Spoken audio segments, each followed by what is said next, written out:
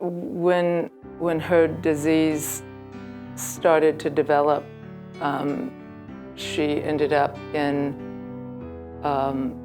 with a whole different set of friends. I know that I avoided the people that we knew before that because I didn't feel any support there. And I can only guess at the way Mary Catherine felt.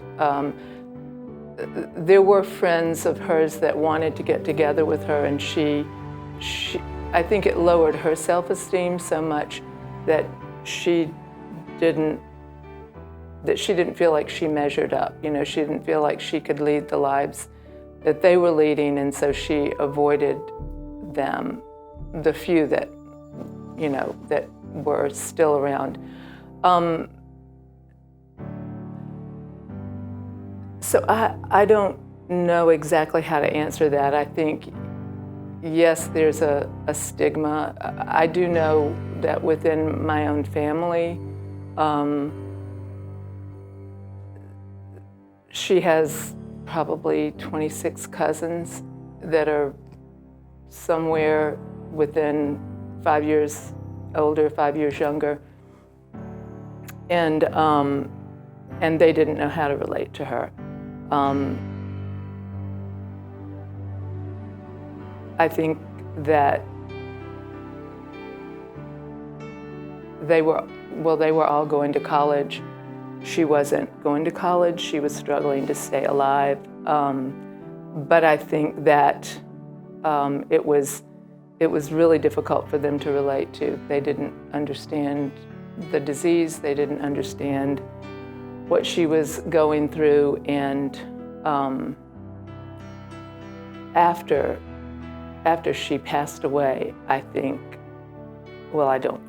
know that there was a major shift in their understanding of who she was and what was going on for her. But so I guess the answer is yes. There was a lot of rejection. Some of it from other people, some of it from the trauma of what she was experiencing, and just wanting to lead the lives that they were leading and knowing that she was really far away from being able to do that. The thing that struck me moving back to Mobile was we've been in Atlanta for many years, and then we lived out in Denver, and so we're dealing with people with our child struggling with this addiction, and somewhat openly. It seemed like everybody has an addict in their family, and that sort of became my baseline. That became my norm. You know, we're all dealing with this.